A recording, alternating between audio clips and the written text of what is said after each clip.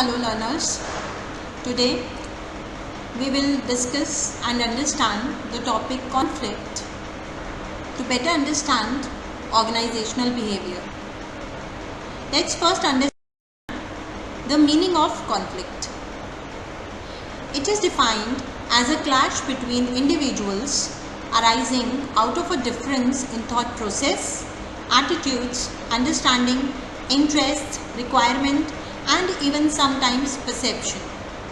So it is basically a difference of opinion which arises between two people or more than two people, and this difference of opinion may be based on their thought process, the difference in how they perceive things, the difference in their interests and understanding. Though Marsh and Simon consider conflict as a breakdown in the standard mechanism of decision making, they say that it is actually a narrow concept of conflict.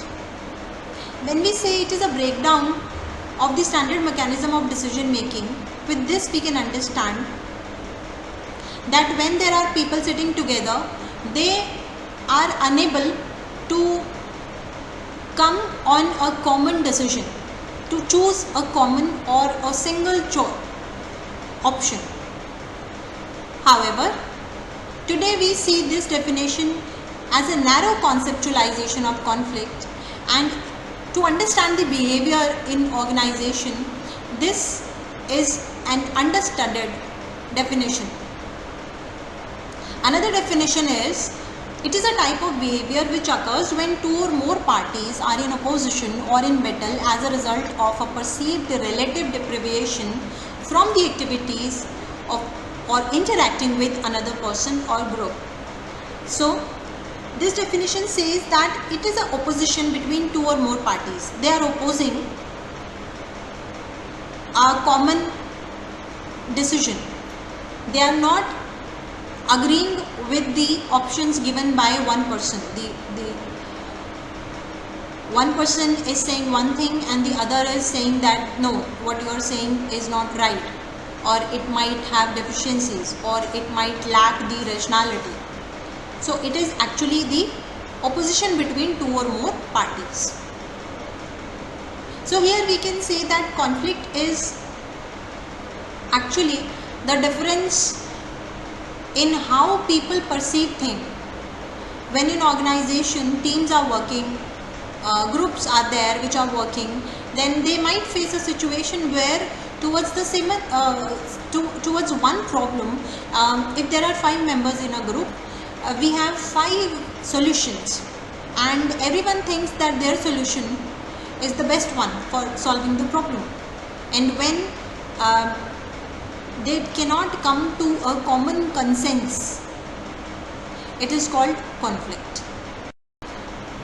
The feature of conflict is that it is a process. Yes, whenever a conflict takes place, there are steps which are followed by every person.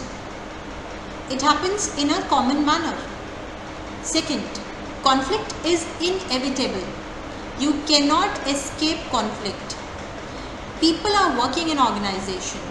They have emotions. Their brain is working differently. They carry different perceptions. So, you cannot say that you are a good manager and you will try that no conflict will take place. It is inevitable.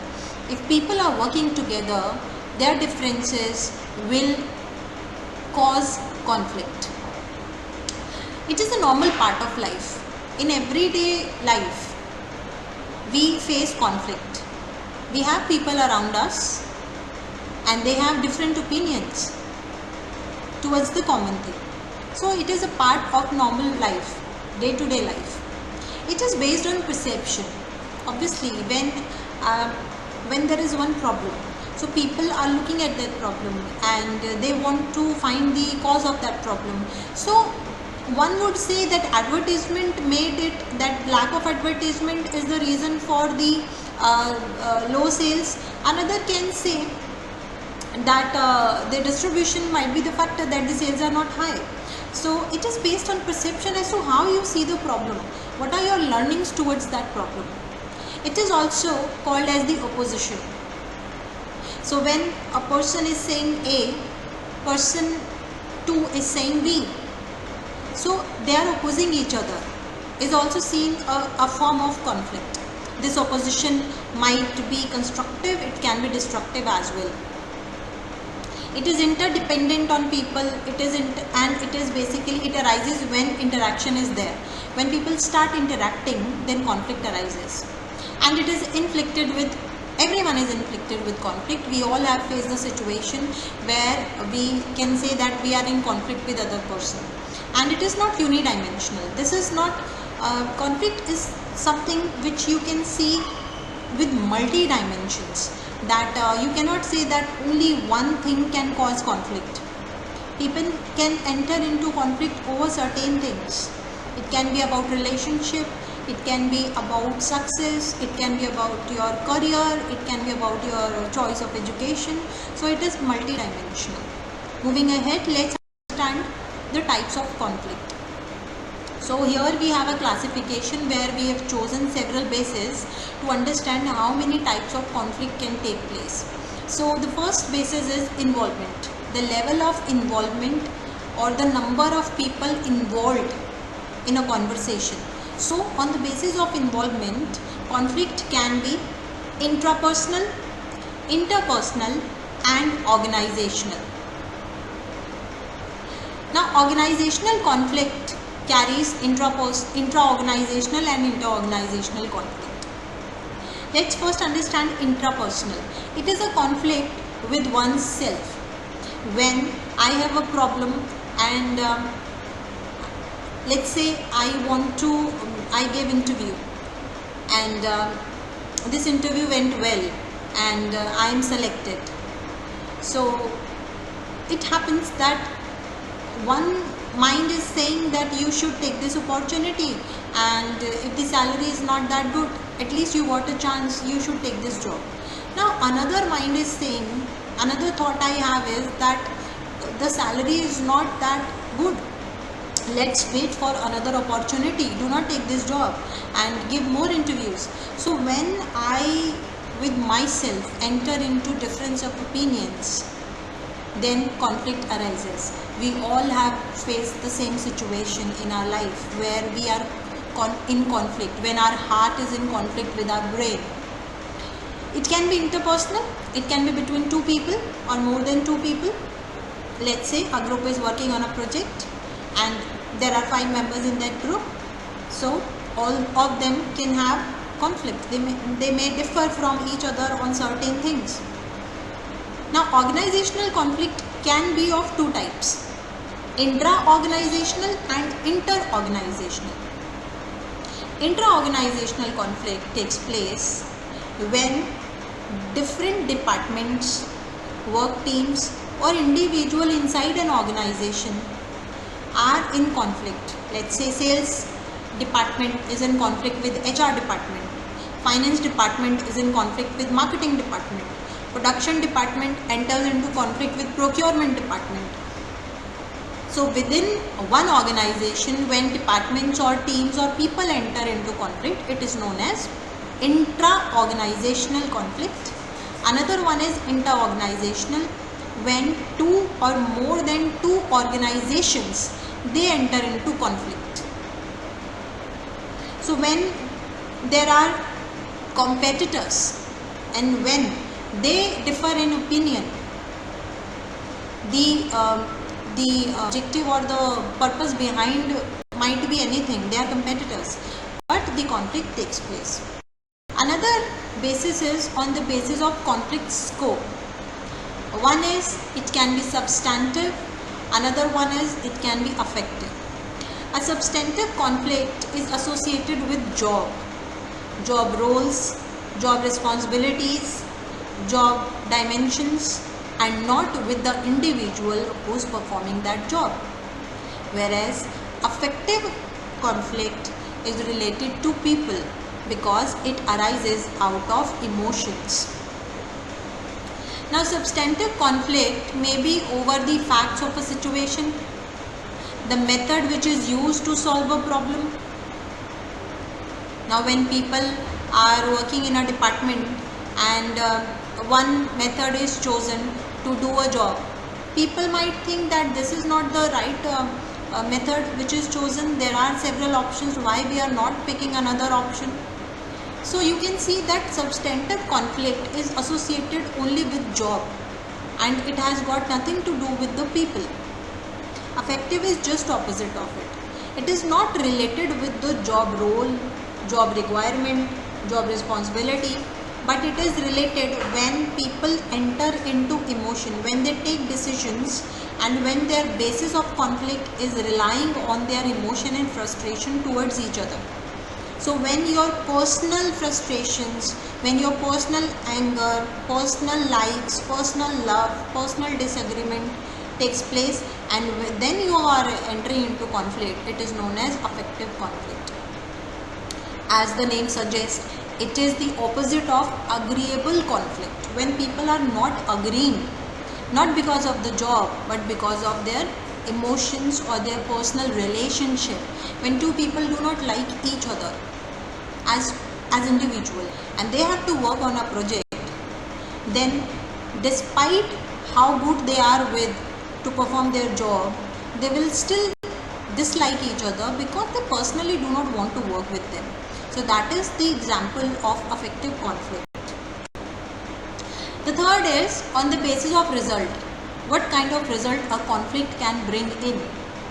So it can be of two types, constructive or destructive. Destructive conflict, which is also known as dysfunctional conflict. So as you can understand from the term dysfunctional, that it stops the functionality of a job. It occurs and it does not let people attain their goals. Because when destructive conflict takes place, people are taken away, their attention is taken away from other important activities. This kind of conflict undermines the morale or self-concept of the employees. It reduces the cooperation between them, the differences are widened, and it leads to irresponsible and harmful behavior such as fighting, name calling. Constructive conflict, on the other hand, are known as functional conflict. They are opposite of destructive conflict because, as the name suggests, it is a positive term, construction. So they are building, they are supporting the group goal and they help in improving the performance of the team or the group members. Another classification, another type of conflict is based on strategy. What kind of strategy is chosen? So it can be competitive and cooperative. Competitive conflict is accumulative, which means that when two people started discussing the original issue with which the conflict began, it becomes irrelevant. Now this conversation is converted into a fight or argument and both are trying to win this argument. No matter, they might fight, they might lose the real essence of that topic. So the issue is left behind and people just want to win this argument, and the competition is such that the winning costs more than the pain. So this is called competitive conflict, whereas cooperative conflict takes place where everyone is staying together. The thought behind cooperative conflict is that the strategy they are choosing is that if one swims, all will swim. Another one, competitive conflict says that one should swim no matter the other sink. So here the integration concept pays attention. Cooperative approach is the approach of interest-based or integrative bargaining, and it leads parties to seek the win-win situation, whereas in competitive conflict, either of the party wants to win and the other has to lose. Now let's understand the levels. When we study organizational conflict, then there are several levels at which the conflict takes place. To understand this level, as we studied just now, that organizational conflict can be intra-organizational, or inter-organizational. So let's first understand the intra-organizational conflict. So it is classified under 4 headers: intrapersonal, interpersonal, intragroup and intergroup. Interpersonal conflict is also known as intra-individual or intra-psychic conflicts. It occurs when an organizational member is required to perform certain tasks and roles that do not match his or her expertise, interests, goals and values. So when you are given a job, you are given a task, an activity which you think does not match with your skill. You think that this job could have been done by someone who is not as experienced as I am.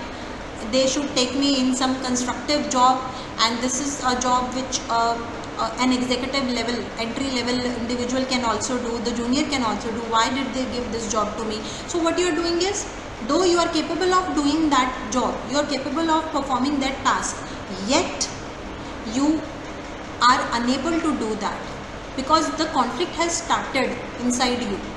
You believe that it does not match with my expertise. My interest is not into marketing, my interest is into HR. Why they are giving me the task of marketing? And it does not even match my expertise. So people enter in this interpersonal conflict where they are fighting with their own selves. The second is interpersonal conflict. It is also known as dyadic conflict. It is a conflict between 2 or more organizational members of the same or different hierarchical levels. So it might be between 2 colleagues, it might be between senior and junior. Okay, so superior subordinate conflict relate to interpersonal conflict where either the senior believes or the junior, the subordinate believes that their thoughts are not matching, they are not agreeing on a common consensus, they are not coming on a mutual understanding. So interpersonal conflict is quite common in the organization. Moving on. The third is intragroup conflict. This is also known as intra-departmental conflict, where there is a conflict between 2 or more groups in relation to their goals, tasks, procedure and so on. Such a conflict may also occur as a result of incompatibilities or disagreement between some or all the members of the group and its leaders. So, intra-group conflict arises between 2 groups, the members of the groups. It might be on the procedure which they are choosing, it might be on the task which they are performing, they might enter into argument. Next one is intergroup conflict. This is also known as interdepartmental conflict. It refers to the conflict between 2 or more groups or 2 or more units. So intra-group conflict was between the members of a group, and intergroup is between 2 different groups within an organization. For example, conflict between line and staff, conflict between production and marketing department, conflict between headquarter and field staff. These are the examples where intergroup conflict can take place. And the conflict between the labor and management, which we hear many a times, which is very common in general all around the world, comes under the category of intergroup conflict. In the features of conflict, we studied that it is a process. So let's understand how conflict is a process. So it basically, any kind of conflict arises because of any reasons. It passes through these 5 stages in organization. The first stage is latent conflict, then followed by perceived conflict, felt conflict, manifest conflict and conflict aftermath. So, latent conflict is the first stage. It is the initial stage in which factors exist in the situation which could become potential conflict inducing force. So, it is a stage where there are few things, there are few factors which might trigger or induce the conflict between people. Now these triggers could be competition for scarce resources. If there are people who are working on a same project, and the availability of resources is very less, and they have to fight for it, they have to compete for this scarce resource, could be the reason. Second is the drive for autonomy. When people, employees, they want to do their job in their own way, and they are given this freedom that you can prepare your report in your manner, you can prepare your presentation, you can design a certain job in your manner. That can also be a trigger for conflict. Then divergence of goals. When people are diverted from their goal, if I am working on project A and I am asked to work on project B, so this is the diversion. It might also trigger a conflict and role conflict. When people get confused with their role as to what kind of role they are given and how they are going to perform this role. It is not matching with my compatibilities, it is not matching with my skills. It might also induce. So this is the first stage where people feel that factors are existing, they are there, which might trigger any kind of conflict. So this is the initial stage, and the latent conflict examples are also, types are also mentioned. Now comes the second stage, where conflict, it is a stage where one party perceives the other to be likely or frustrate his or her goals. Conflict is perceived when no latent conflict arises, is said to result from the parties misunderstanding each other's true position. Such conflict can be resolved by improving the communication between the group. This stage arises when there is no latent conflict situation, when there are no factors which might induce the potential conflict, because in every organization there are few factors, there are few things, there are few elements which are always the potential source for creating conflict situation. But if there are no such factors, the work environment is very good, and the organization is trying to remove that element which can be a potential trigger for the conflict. Even then conflict can arise. It is known as perceived conflict. When I am perceiving that the other person, whatever he or she is saying or doing, it is based on my perception, that I misunderstand them or I misinterpret their actions or their talk. So in that case, perceived conflict takes place. The most obvious of these responses are open aggression, apathy, sabotage, withdrawal, and perfect obedience to rules. So here, these two parties which felt the conflict in the previous stage are actually believing, you can now see that in their action, in their talk, in their behavior, that they are now getting that response from each other. So what can happen is, they are openly denying the work, they are withdrawing their interest. So except for prison riots, political revolutions and extreme labor unrest is a form of manifest conflict. The motive towards violence may remain, but they tend to be expressed in less violent forms. The next stage is conflict aftermath. Now once the conflict is being felt and people have started manifesting the conflict, what would be the result of it? The aftermath of a conflict can both be positive or negative for the organization. It depends upon how during the manifestation the organization resolved that conflict. If the conflict is genuinely resolved to the satisfaction of all participants, the basis for a more cooperative and relationship may be laid, or the participants in their drive for a more ordered relationship may focus on the latent conflict not previously perceived and dealt with. On the other hand, if the conflict is merely suppressed but not resolved, the latent conditions of conflict may be aggravated and explode in a more serious form until they are rectified.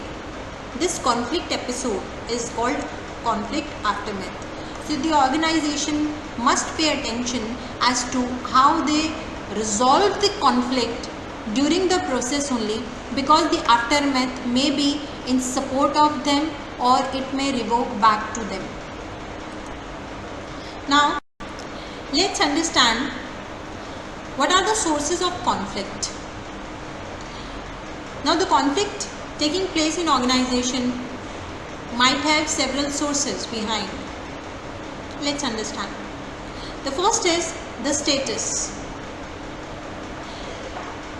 When people are more concerned about their status and a wrong person is promoted, this might create conflict. For example, when appraisal takes place, there are people who have applied for the appraisal. Everyone knows that they have worked really hard around the year for this appraisal, for this promotion, or maybe the salary appraisal. And when they find that the person who performed average has got the promotion, this creates the conflict between other people. So for status, the state in that point of time might be a source of conflict. The second could be incongruence. When I am given a task which is beyond my interest, I know that this job I have no interest in, but as it is given to me, I have to perform. So this kind of situation or incongruence with my interest might be a source of conflict. It can take place in the form of intra-conflict, or it can be inter-conflict also. Third is incompatibility of people. Example, insufficient remuneration to employees. So when people are not given due attention about their preferences, this incompatibility towards their salary, towards their job, towards their profile, towards their achievements might be a source of conflict. So I am doing my job and my job keeps me busy more than 8 hours or 9 hours, and many a times I work for more than 9 hours, though the working hours for me is 8, and then I see that the salary I am paid is not sufficient or worth my efforts. So this incompatibility of preferences can be a source for conflict. Another one which is very common is stress. Situations can create stress amongst the employees. It might be the inadequate organizational structure or the lack of teamwork which can create conflict. It can also arise from external sources also. These situations can also create stress and conflicts can arise. Now, what strategies can the managers adopt, they can utilize for managing the conflict in a manner that it create less negative impact on the functionality of the organization? The first one and always preferred and advised one is, first strategy is avoidance.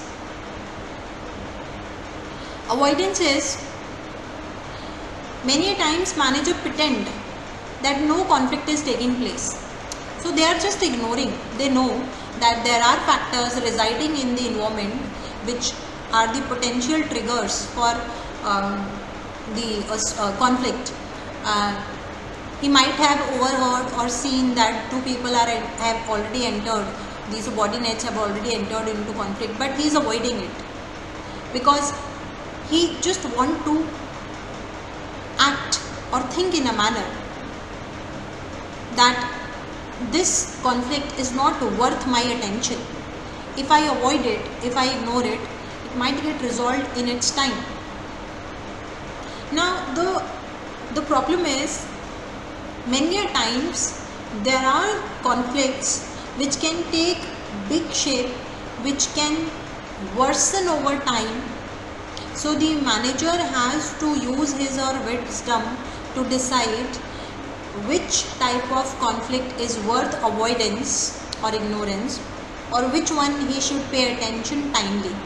Because there are few conflicts which initially we see them as very small conflicts which might resolve on their own, but when they are unattended, they are left unattended, they might take a problem which is a big problem now for the organization.